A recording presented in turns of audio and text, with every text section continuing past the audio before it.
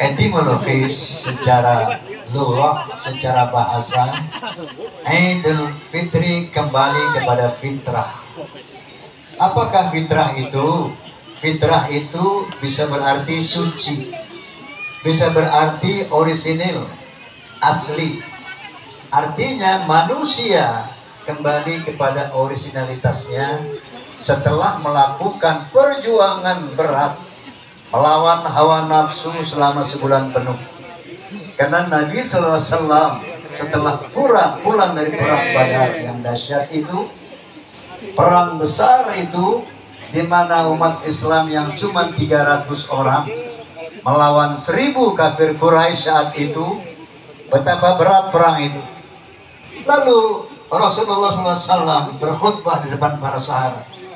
Kata Nabi SAW, "Raja'na min jihadil asghar ila jihadil akbar." Kita baru pulang dari pertempuran kecil menuju pertempuran yang besar. Tentunya para sahabat merasa heran. Perang Badar yang begitu dahsyat, Nabi bilang ini kecil. Kita akan masuk ke peperangan yang lebih besar. Bertanyalah para sahabat, qalu ma huwa ya Rasulullah? Perang apakah yang lebih hebat dari Badar ya Rasulullah? Qala wa huwa jihadun nafs. Nabi mengatakan perang lebih besar itu adalah perang melawan hawa nafsu. Kita kemarin insya Allah sudah berperang melawan hawa nafsu. Udah belum? Benar? Benar. Yang sudah perang melawan hawa nafsu hari ini berhak menyandang Idul Fitri. Bukan cuma lebaran doang. Karena apa itu lebaran? Lebaran itu baju baru. Lebaran itu ketupat. Lebaran itu dodol. Biar nggak puasa, lebaran boleh. Tapi orang beridul fitri, dia kemarin sebulan penuh melawan hawa nafsunya. Hal-hal yang maksiat dari pikiran, mata, indera semuanya berpuasa. Nah, apakah fitrah manusia? Fitrah manusia adalah orang yang bertakwa, orang yang berkomitmen bahwa Allah lah penguasa alam ini. Orang yang berkomitmen bahwa kita makhluk wajib menyembah Allah, mentaati Allah. Hal itu dijelaskan oleh Allah Subhanahu wa taala dalam Al-Qur'an Al-Karim. A'udzu billahi minasyaitonir rajim. Bismillahirrahmanirrahim. Wa idz akhadha rabbuka min bani adama min dhuhurihim dzurriyyatahum wa ashhadahum ala anfusihim alastu bi rabbikum qalu bala syahidna an taqulu yawmal qiyamati inna kunna an hadza ghafilin. Shadaqallahul azim.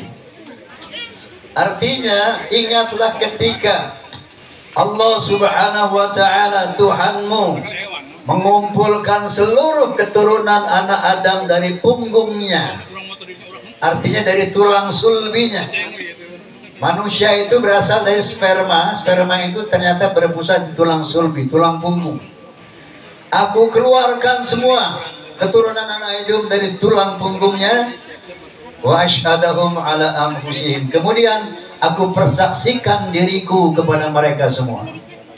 Apa kata Allah? Alastu bi rabbikum? Benarkah aku ini Tuhanmu?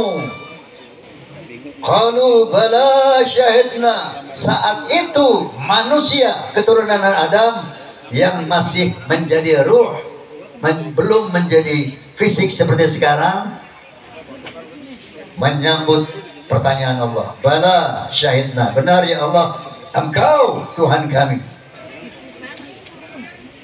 Antakunu yaumil qiyamati inna kunna an hadza ghafilin. Allah menyatakan ini supaya nanti pada hari kiamat tidak ada orang yang berdalih, oh saya nggak pernah dikenalkan sama Allah, saya tidak ibadah sama Allah, saya tidak sholat karena saya tidak pernah dikenalkan oleh Allah. Ini tujuan Allah memperkenalkan dirinya kepada manusia saat itu. Saya mau tanya, ingat nggak? Pasti kagak lah. Jangankan saat di zaman azali, Waktu di dalam rahim ibu kita ingat nggak? Enggak lah. Jangankan dalam rahim, waktu baru dilahirkan ingat nggak? Enggak lah. Ya, waktu usia 1 hari sampai 1 minggu ingat nggak? Enggak. Ternyata yang kita tidak ingat bukan berarti tidak pernah